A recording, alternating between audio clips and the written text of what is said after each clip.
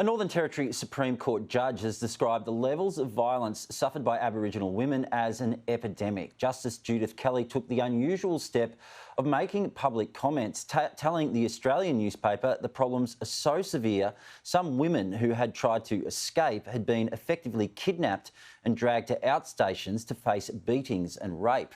I'm joined now by Warren Mundine, the former chair of the Prime Minister's Indigenous Advisory Council. Warren, thanks for your time today. You've been speaking about these very issues for many years. Were you surprised to read Justice Judith Kelly's comments in the Australian newspaper today? The only surprise was the Justice made these public comments. That was the only surprise.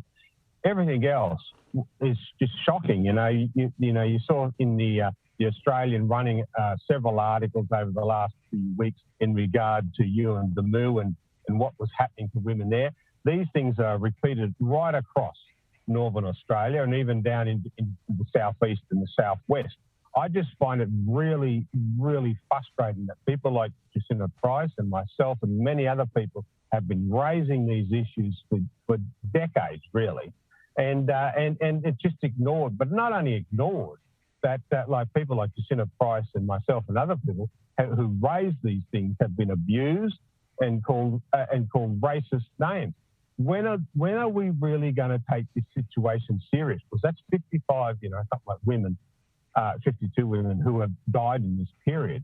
But then you add children, and then you add males as well, and you sort of say, here we have an epidemic in these communities.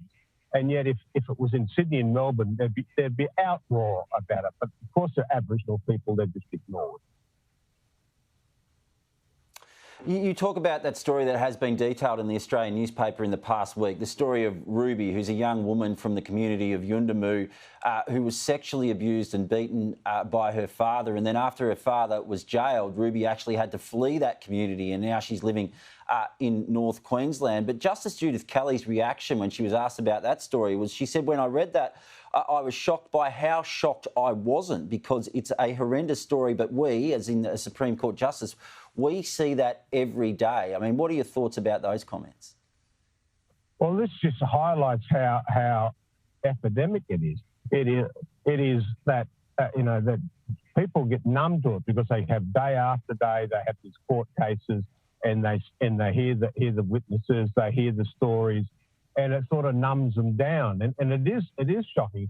I sometimes feel that way. I say, oh my God, here's another one, here's another death, here's another rape, here's another child who's been ignored and beaten and had heaps of problems.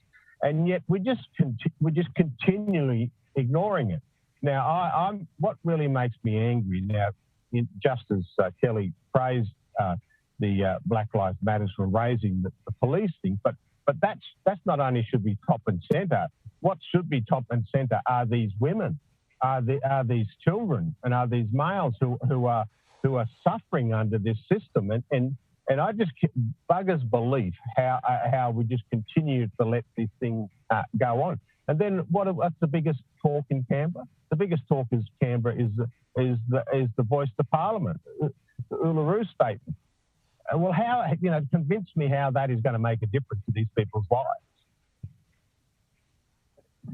Yeah, and I think Justice Kelly made that point about the Black Lives Matter movement, didn't she? She said that she praised them for the stance they'd taken when it came to the violence used by authorities in some cases. But she also made the point that there had been 2 fatal police shootings in the past 20 years in the Northern Territory, and over the same time there'd been 52 women who had died as a result of domestic violence. She also made the point, Warren, that she was speaking out today because she hopes, she believes that if Australians knew about what was going on here, that they wouldn't just sit back and let it happen. They would actually take action. They would do something. They would care enough about this to actually make a change. Are you confident that that could now happen?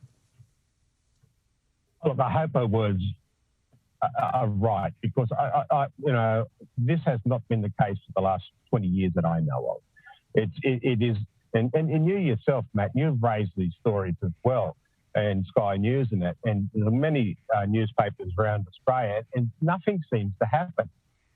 We got to have a concerted campaign. We've really got to get out there and make changes. One of the great things that happened at the last federal election was that Jacinta Price got elected as a Northern Territory senator to the federal parliament. And I tell you what, she's not going to sit in that parliament and be quiet about these issues. I hope she names and shames and makes sure that the parliament and the government actually do things about this, because at the moment they're doing nothing. Another thing that Justice Kelly says in that article in the Australian Today, she says that we can't just throw, more funding at this, that increasing funding is not necessarily the answer. And that's one of the responses that we hear a lot of the time. Oh, we need more funding, we need more money to sort these sorts of issues out. But if funding's not the answer, Warren, then what is the solution to try and fix this problem? Look, funding, she's right. Funding is not the issue. We've spent billions, and I reckon over 50 years we've probably spent $1 trillion on Indigenous affairs. What we've got to do is focus our funding and where we're sending that money to. How do we make these communities economically prosperity? How do we get parents in the job? How do we get kids to school? How do we get the moral and rule of law into these communities and get leadership? We can spend billions of dollars, but unless we get leadership within these communities and listen to their voices and work with them to fix this issue, then it is not going to go away. Look, it is such an important issue. Warren Mundine, thanks so much for joining us here on Sky News today. My pleasure, Matt.